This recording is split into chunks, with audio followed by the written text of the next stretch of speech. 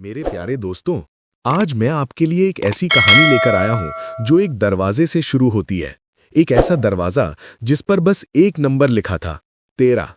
वो कहते हैं ना कि 13 का अंक अशुभ होता है, लेकिन क्या सच में कोई नंबर बुरा हो सकता है?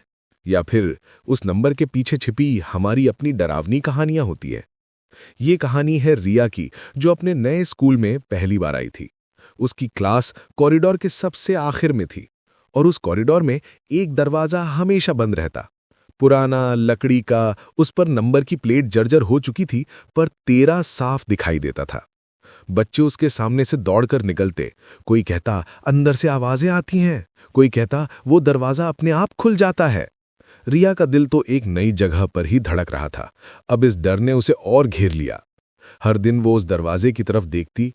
उसकी चमकीली नीली पोशाक पर धूल की परत, उसकी कुंडी पर जंग लगे ताले का निशान। उसके मन में सवाल उठता कि अंदर ऐसा क्या है जिसे सब इतना डरते हैं?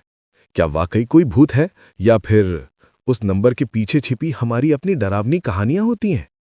ये कहानी है रिया की, जो अपने नए स्कूल में पहली बार आई थी।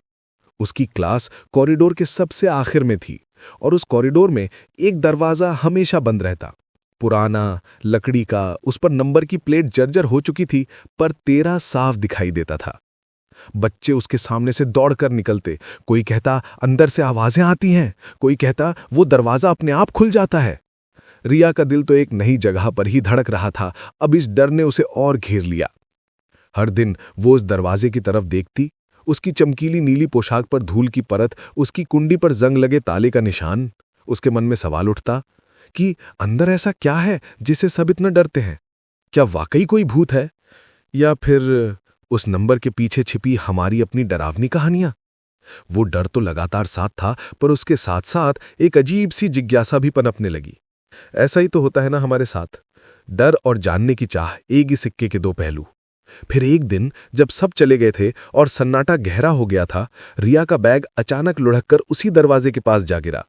वहां खड़े होने पर उसे महसूस हुआ दरवाजे के नीचे से एक ठंडी हवा का झोंका आ रहा था, और एक बारीक सी खुशबू, पुरानी किताबों जैसी। डर के मारे उसके पैर कांप रहे थे, पर हिम्मत करके उसने दरवाजे के पुराने हैंडल को हल्का सा धक्का दिया। कर्कश आवाज के साथ वो थोड़ा सा खुल गया। और फिर क्या हुआ? क्या अंदर कोई डरावनी आंखें थीं, कोई रहस्यमयी आवाज? असल में अंदर कोई भूत प्रेत नहीं था, बस एक छोटा सा भुला दिया गया कमरा था। एक पुराना लाइब्रेरी रूम, धूल से लथपथ अलमारियां, सूरज की किरणों में नाचता हुआ धूल का कण, और जमीन पर बिखरी पुरानी चित्र पुस्तकें। एक पुराना पियानो कोने में खड़ा था। रिया का दिल अब डर से नहीं बल्कि एक अद्भुत हैरानी से भर गया। ये तो एक खजाना था। यहां डरने जैसा कुछ नहीं, बल्कि प्यार से भरा हुआ इतिहास पड़ा था। दोस्तों, क्या आपने कभी ऐसा महसूस किया है? हमारे जीवन में भी तो ऐसे कितने ही दरवाजे नंबर 13 होते हैं। नया स्कूल, नया शहर, नई नौकरी, कोई नया फैसला। बस एक नंबर, एक कहानी, एक डर हमें उनके पास जाने से रोक देता है। हम खुद ही उन पर अशुभ का ताला लगा देते हैं। पर क्या कभी हमने सचमुच कोशिश की, हिम्मत की?